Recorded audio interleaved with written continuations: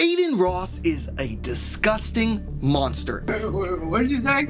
Okay, you're gonna pull the blanket off her, pour it all on her face, listen, and then they're gonna be like, wake up! You're gonna grab the bag, go smack, smack, smack. And we have to talk about it because it has massive ramifications. Kudos to the internet anarchists for bringing to light this horror, for I had not known it went this far lately. Adin Ross is very dumb. Like, not trying to be rage baity and mean, but the man is actually objectionably stupid. The man had too much stupid juice as a kid. Case in point, Destiny had a debate with him and was able to convince him quickly that Hitler, 1, had a second version of Mein Kampf, 2, that it never got released because ISIS destroyed it, and 3, that Hitler predicted OnlyFans. Talk about taking the piss out of someone. Think I am Listen here. I think there's a quote from Hitler saying OnlyFans is the second Holocaust, and he said that before he even did the first one, so I'm sure you'd agree with that at least, right? Wait, Hitler said OnlyFans is the Holocaust? The second Holocaust. How did Hitler know? How did Hitler know what Yeah, I OnlyFans know, that's was? crazy, huh? Wait, show me where he said something about Hitler said OnlyFans is gonna be the second Holocaust. Please show me where he said that.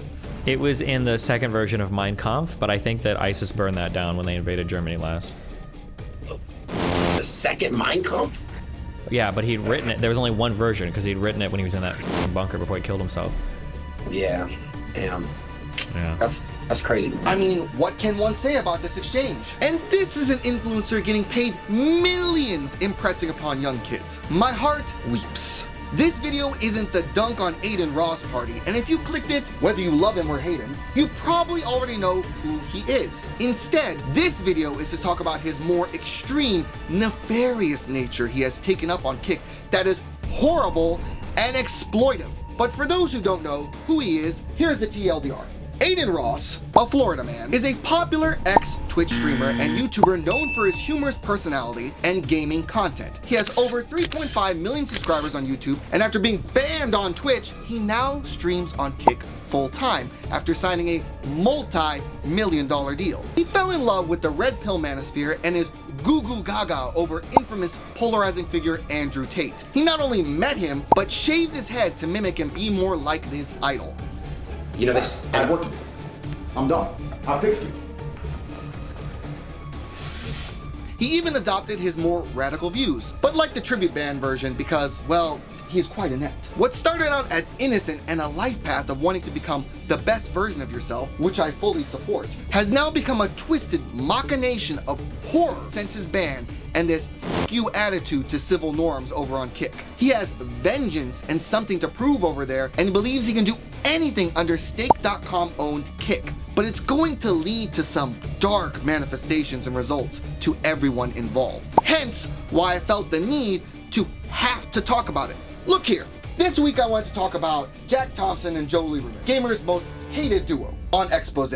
But when I saw Internet Anarchist's video, link in the description down below, I was horrified for these implications and felt compelled to have to talk about what this was and what it all means with my background. So bad, in fact, I'm not even trying to appear unopinionated on this. It is evident where I stand. Make no mistake about the behavior you're seeing in these clips. Adin Ross is a bully, surrounded by his yes men, egging him on, and an immature audience that doesn't know any better. This behavior is exploitative and reminiscent of the bourgeoisie vis-a-vis proletariat dynamic, the elite and the working class for those not in the know.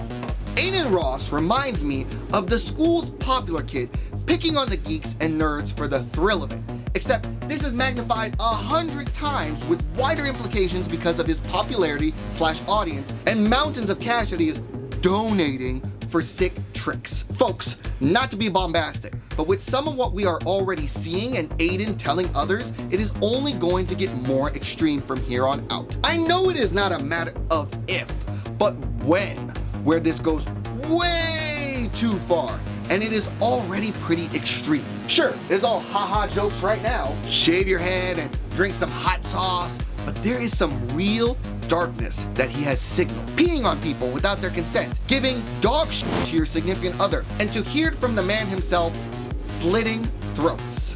Bro, if you slit his throat, I think I'll give you 20K. Yeah, it's a joke, sure.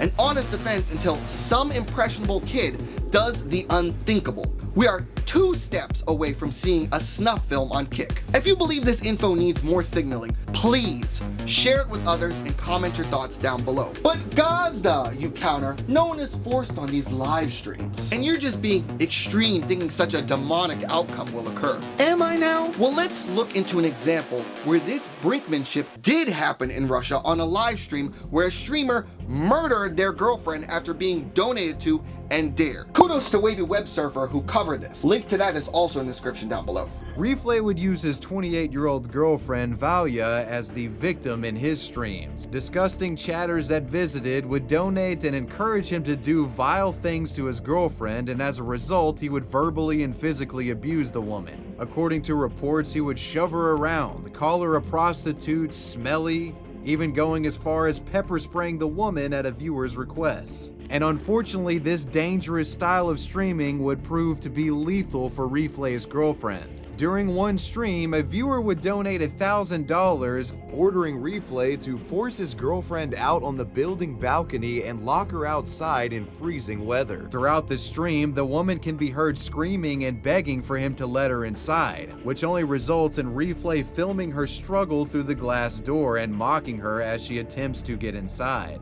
But eventually, she stops banging on the door and making any attempt to get back in. Realizing what likely just happened, while the stream is still rolling, he then opens the door and drags in his girlfriend's now lifeless body. She had died. If Adin really wants to give back to his community, it doesn't have to be sickening and with a string attached. It shouldn't require perverse content pushing the limits of civil obedience and be super edgy. He doesn't want to help because it's a game to him, and he is simply exploiting. He is on the path with too much wealth to being one of the shielded mysterious rich men from Squid Games, betting on death races out of boredom to see what happens in sick pleasure. What causes this and why I think inevitably one audience member will commit the unthinkable is due to what is known as parasocial relationships and the undue influence of YouTubers and streamers on their audience. Cynthia Vinny wrote that parasocial relationships are long-term bonds created and maintained with a media-like figure that extends outside a listening and viewing session. Parasocial interactions and parasocial relationships can cycle and feed off each other. We thrive off socialization, and our brains can't tell the difference between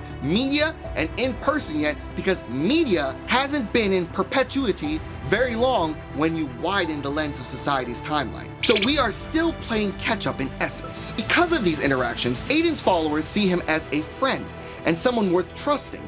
And what do friends do? They trust, they help, and believe. Given how young his audience tends to be, mark my word, it is only a matter of time. Adin is suffering from a secluded worldview, having not experienced the cold, harsh realities of the world, and compound that with him being dumber than a sack of bricks. If he didn't have privilege as a child, he certainly has it as an adult. He honestly believes that the average salary in America is $100,000 a year. Okay, so the average salary is what, like $100,000? What? Did you just hear this motherfucker? What's the average salary? Bro, Shut the fuck up. are you fucking crazy? What's the average salary of a human being? Bro, 30, 40K, bro. Are this nigga? What? He became too rich too quick and is running out of things to do with it. This is what gets rich people in trouble and make them walk a dark path. Think of the Epsteins of the world, where they bought everything they can, so now they want to buy people and make them do things. Hopefully, diddling kids isn't coming anytime soon for him. Daring people to do edgier and edgier, sick and twisted shit is not cherry. It is exploitation because obviously his audience trusts him and they aren't making hundreds of thousands of dollars and they need the money. There is no honorable defense of this behavior. It is repulsive and Adin Ross needs to stop. So I'm calling it out and hope you will too. This paradigm shift of people praising people and following them too closely only for it to expire like spilt milk isn't unique to just Adin. In fact, the most recent explosion of character was witnessed by Darman with him exploiting his actors. He is still recovering from that. And you can understand the full picture of his mess and behavior by clicking on my video right here. It's a nice and tasty one, just like my Like, comment, and subscribe for more content similar to this one. Whew. Now, if you excuse me, I have a birthday party to get to. Happy birthday, soul.